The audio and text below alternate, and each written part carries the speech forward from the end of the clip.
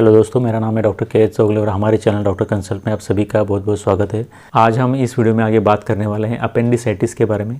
तो अपेंडिसाइटिस क्या होता है, किस वजह से होता है, किसको हो सकता है और उसको किस तरह से ट्रीट किया जाता है, ओवरऑल इसके बारे में आज हम इस वीडियो में आगे बात करेंगे। सबसे पहले तो आपको समझना पड़ेगा कि अपेंडिक्स होता क्या है। तो अपेंडिक्स एक पाउच जैसा स्ट्रक्चर होता है जो कि बड़ी आंत की शुरुआत में होता है, जैसे कि आप यहाँ पे इस वक्त देख सकते हो। तो इसको अपेंडिक्स ऐसे बोलते हैं। और जब किसी भी वजह से इस अपेंडिक्स के अंदर सूजन आ जाती है, इसके अंदर पस बन जाता है, तो वहाँ पे उस पेशेंट को दर्द महसूस होने लगता है और उस पेशेंट को बाकी भी कुछ साइंस और सिम्टम्स आने लगते हैं।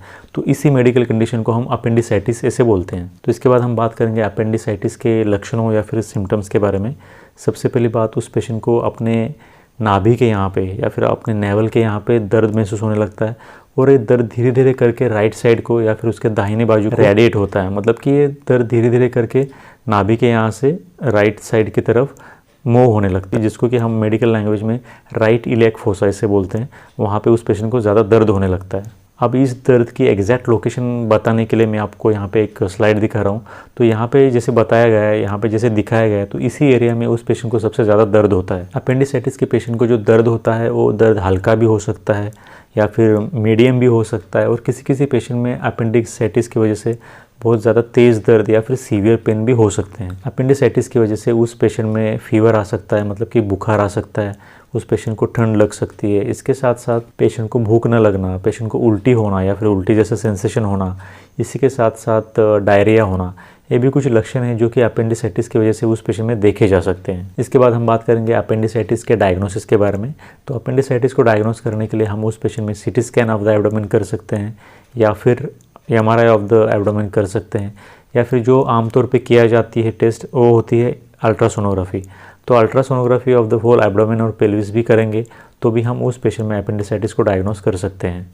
फाइनली अब हम बात करेंगे अपेंडिसाइटिस के ट्रीटमेंट या फिर इसके इलाज के बारे में। अगर किसी पेशेंट में अपेंडिसाइटिस की वजह से माइल्ड सिम्टम्स आ रहे हैं, मतलब बहुत ही हल्का दर्द होता है, बहुत ज़्यादा तकलीफ उस पेशेंट को नहीं है, तो फिर उस पेशेंट को हम कंजर्वेटिवली मैनेज कर सकते हैं।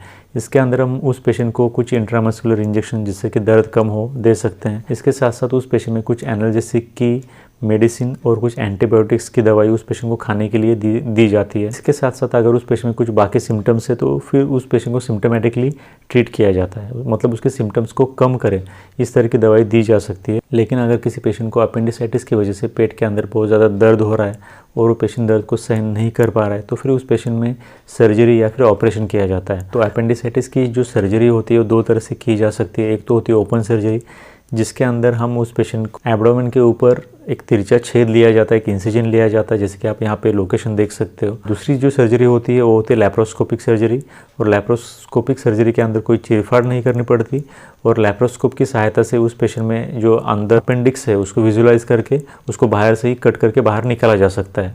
और सर्जरी या फिर ऑपरेशन होने के बाद उस पेशेंट को कुछ दिनों तक हॉस्पिटल में रुकना पड़ता है, ताकि जो अंदर जख्म बन जाता है उसको ठीक होने के लिए कुछ समय होता है। तब तक उस पेशेंट को दर्द भी होते रहता है, पेशेंट को बाकी भी कुछ साइंस और सिम्टम्स आ सकते हैं, और उस वुंड का, उस ऑपरेशन की वजह से बनने वाले वुंड का ड्रेसिंग भी करना होता है। वैसे देखा जाए तो अपेंडिक्स का हमारे शरीर में कोई भी काम नहीं होता या हमारे बॉडी के अंदर कोई भी काम नहीं करता, इसलिए अपेंडिक्स को वेस्टिजियल ऑर्गन ऐसे भी कहा जाता है, क्योंकि इसका हमारे बॉडी के अंदर कोई भी रोल नहीं होता। इसीलिए अगर किसी भी पेशेंट को अपेंडिसाइटिस होता है तो हम उसको एडवाइस करते हैं कि आप जल्द से जल्द ऑपरेशन करके इस अपेंडिक्स को निकलवा दो, क्योंकि इसको बॉडी में रख के कोई फ़ायदा भी वैसे है नहीं, और आज ना कल ये और ज़्यादा इन्फेक्शन पैदा करके उस पेशेंट को ही तकलीफ़ करने वाला होता है।